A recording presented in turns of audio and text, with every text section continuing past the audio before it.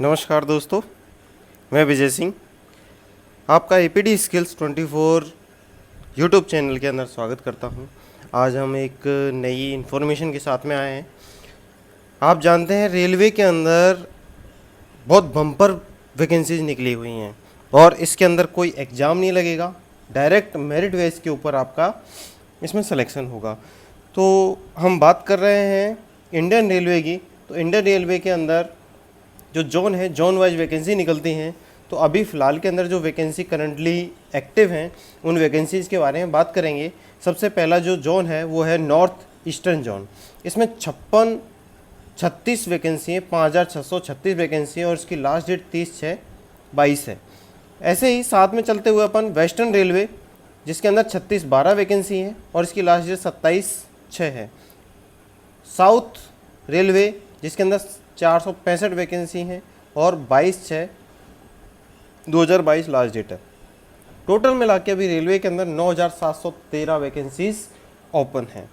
आपको मैं बता दूं, जो नॉर्थ ईस्ट रीजन है इसके अंदर आपके बिहार, असम, गुवाहाटी, कलकत्ता ये सब रीजन्स आते हैं यहाँ पर। वेस्टर्न रेलवे के अंदर आपके अहमदाबाद आता है, गुजरात आता है, बड़ोदरा आता है। ये सब जो रेलवे है वो अंडर आते हैं। साउथ के अंदर आप जानते हो चेन्नई है, बेंगलोर है, ये सब रीजन्स आते हैं। तो इन सब में टोटल मिला के आपको 9713 वैकेंसीज दी हुई हैं। आज हम इन वैकेंसीज़ के डिटेल्स के बारे में देखेंगे कि इसके अंदर हमें क्या क्या रिक्वायरमेंट चाहिए और आपके लास्ट डेट क्या है, क्या क्या डॉक्यूमेंट्स चाहिए और क्या क्या क्वालिफिकेशंस इसके अंदर होनी चाहिए। तो वीडियो को स्टार्ट करते हैं। यदि आपको दी हुई इन्फॉर्मेशन इफ़ेक्टिव लग रही है, आपके नॉलेजेबल है, तो प्लीज़ चैनल को सब्सक्राइब कर दें, जिससे कि मेरा मनोबल और बढ़ता रहे। तो जो आपका वेस्टर्न रेलवे है, जो आज के अंदर अहमदाबाद, गुजरात, बड़ोदरा ये सब रीजन्स आते हैं। गुजरात वाला क्षेत्र जो आता है वो आते हैं इसके अंदर। इसके अंदर जो ओपनिंग डेट है 25/5 से स्टार्ट हो गए थे और 24 तारीख इसकी लास्ट डेट है। इसमें आपके जो ये सारे जो जोन हैं उनके अंदर जो एलिजिबिलिटी क्राइटेरिया है वो फिक्स दिया हुआ है। जो ईस्टर्न रेलवे के अंदर है वही साउथ रेलवे के अंदर है और वही वेस्टर्न रेलवे के अंदर है। तो एक उसका अपन पढ़ लेते हैं, जिससे हमें पता चल जाए क्या होना चाहिए। तो सबसे पहले जो एलिजिबिलिटी कंडीशन है उस सबसे पहले एज की बात करते हैं। एप्लीकेंट जो अप्लाई करेगा उसकी 15 साल एज होनी चाहिए और वो 24 साल से ज़्यादा का नहीं होना चाहिए। SC ST और OBC के लिए SC ST के लिए 5 साल का रिलेक्सेशन है और 3 साल का OBC के लिए रिलेक्सेशन है। और यदि कोई PWD है तो उसके लिए 10 साल का बेनिफिट है। एक्स सर्विसमैन, उसको भी 10 साल का रिलैक्सेशन है। तो बात करते हैं। तो जैसे कि आपका कम्युनिटी डेट ऑफ बर्थ है तो जनरल की इतनी होनी चाहिए, ठीक है। 2006 से पहले होना चाहिए डेट ऑफ बर्थ, 2006 के बाद में नहीं होना चाहिए। SC का भी 92 से 6 के बीच में होना चाहिए, ST का भी 92 से 6 के बीच में होना चाहिए। ये डेट ऑफ बर्थ की क्वालिफिकेशन है। अब बात करते हैं अपन इसेंशियल क्वालिफिकेशन जो हमें होना चाहिए हमारे पास में। तो सबसे पहले एजुकेशन क्वालिफिकेशन की बात करते हैं। इसमें 2 क्वालिफिकेशन चाहिए, एक एजुकेशन क्वालिफिकेशन, एक टेक्निकल क्वालिफिकेशन। इसमें 10th क्लास या फिर आपके 10+2 एग्जामिनेशन होना चाहिए और जिसमें 50% मार्क्स कम हो। सबसे मतलब कि जो सबसे कम क्राइटेरिया रखा है 50% मार्क्स का रखा है। इससे कम यदि किसी के मार्क्स हैं तो वो अप्लाई इसमें नहीं कर सकता है। ITI का सर्टिफिकेट होना चाहिए। SCBT और NCBT दोनों ही अप्लाई कर सकते हैं। इसमें जो ट्रेड है, जैसे फिटर है, फिटर के लिए फिटर ट्रेड मिलेगी। वेल्डर, कौन कौन सी जो ट्रेडें हैं जिनको अप्लाई कर सकते हैं, टर्नर है, मशीनिस्ट है, कारपेंटर है, पेंटर है, मैकेनिक व्हीकल है, computer operator and programming assistant है, इलेक्ट्रीशियन है, इलेक्ट्रॉनिक मैकेनिक है, वायरमैन इलेक्ट्रीशियन है, RAC है, प्लम्बर है, ड्राफ्टमैन सिविल है और स्टेनोग्राफर है। इंग्लिश की, हिंदी का नहीं है, ये इंग्लिश के लिए एप्लीकेबल है। नोट क्या है, यदि आपका SSC या IT का रिजल्ट अवेटेड है, अवेटेड का मतलब यदि आया नहीं है, वेटिंग में है, तो आप इसके अंदर अप्लाई नहीं कर सकते हैं। ये केवल उन स्टूडेंट को अप्लाई करना है जिनकी ITI या 10th पास हो चुकी है, या फिर जो ITI के अंदर फेल हो चुके हैं वो भी इसके अंदर अप्लाई नहीं कर सकते हैं। इसके अलावा डिप्लोमा होल्डर्स या फिर जो इंजीनियरिंग ग्रेजुएट्स हैं जिनके पास में डिग्री है या दूसरे डिप्लोमा है जैसे पॉलिटेक्निक डिप्लोमा है, वो इसके अंदर एप्लीकेबल नहीं है। तो ये केवल किसके लिए है? ITI स्टूडेंट के लिए जो कि पास आउट हो चुके हैं। तो गोल्डन अपॉर्चुनिटी है जिसके अंदर डिप्लोमा और इंजीनियरिंग को अलाउ नहीं किया है। इसके अलावा गवर्नमेंट के कुछ इसमें जैसे कि आपका OBC सर्टिफिकेट है, नॉन क्रीमिलियर होना चाहिए, ठीक है, ये आपको 2020 के बाद में बना हुआ होना चाहिए, 2020 से पहले का नहीं चलेगा। रिजर्वेशन है, किस कैटेगरी को कितना रिजर्वेशन दिया हुआ है। पेमेंट ऑफ फीस की बात कर ले, कितनी फ़ीस लगेगी? जो आपका 100 रुपये है, 100 रुपये फ़ीस लगेगी जनरल कैंडिडेट्स की। जो SC ST PWD या वोमेन एप्लीकेंट हैं उनकी कोई फ़ीस नहीं लगेगी, तो उनको कोई फ़ीस पे नहीं करनी है। मेडिकल फिटनेस और फिजिकल स्टैंडर्ड्स, रेलवे के किसी भी ट्रेड के अंदर आपको जॉब करनी है या अप्रेंटिस करनी है, उसके लिए मेडिकल फिटनेस होना बहुत ज़रूरी है, ठीक है। तो यदि कोई फिटर है, टर्नर है, ठीक है, तो उसको one side can be recommended. यदि किसी का वन साइड लिम मतलब कि जो है वो डैमेज है तो भी इसमें चल जाएगा। वेल्डर के लिए एक हाथ की फिंगर्स और पैर नहीं है तो भी चल जाएगा, मतलब ये डिजेबिलिटी होनी चाहिए, इससे ज़्यादा होंगी तो अप्लाई नहीं कर सकते। Only small finger damage can, machinist के अंदर सबसे कम चाहिए। तो ये आपके मेडिकल क्राइटेरिया है जो कि आपको फुलफ़िल करने हैं।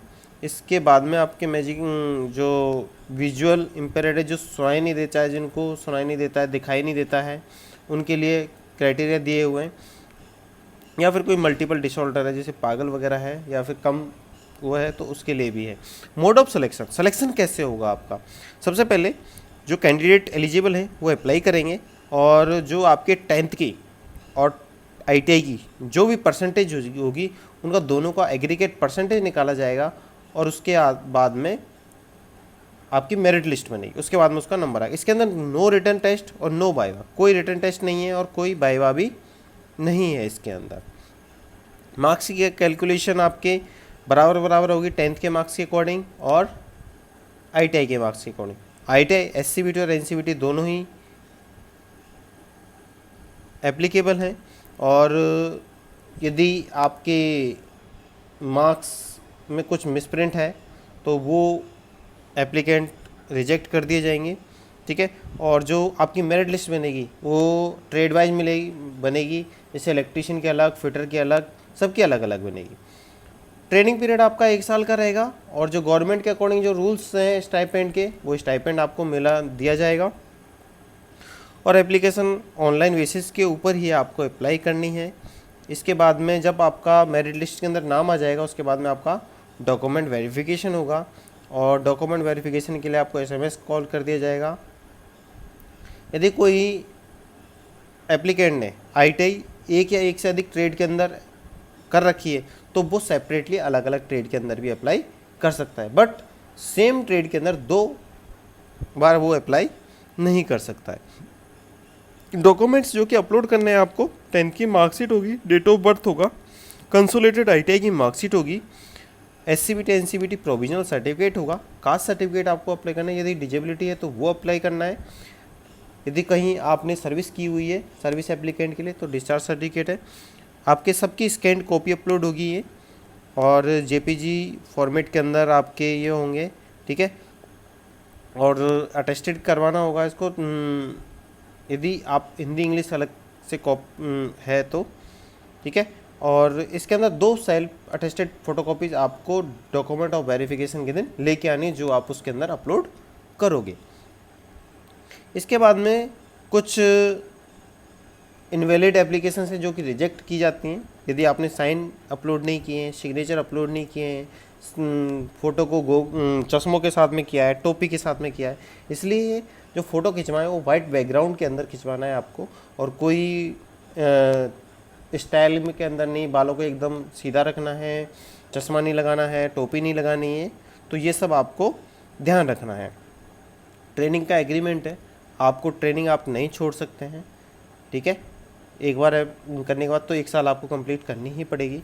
इसके बाद में सर्टिफिकेट दिया जाएगा आपको, ट्रेनिंग सर्टिफिकेट, जो कि आपको आगे जॉब के अंदर अप्लाई करने के लिए बेनिफिट्स रहेगा। रेलवे के अंदर अलग से अप्रेंटिस की वैकेंसी निकलती है, उसमें बहुत बेनिफिट है। हॉस्टल अकोमोडेशन आपको नहीं दिया जाएगा, आपको जो स्टाइपेंड मिलेगा उसी के अंदर आपको एडजस्ट करना होगा। इसके बाद में यदि आप कोई मिसबिहेव करते हैं तो आपको बीच ट्रेनिंग में भी टर्मिनेट किया जा सकता है।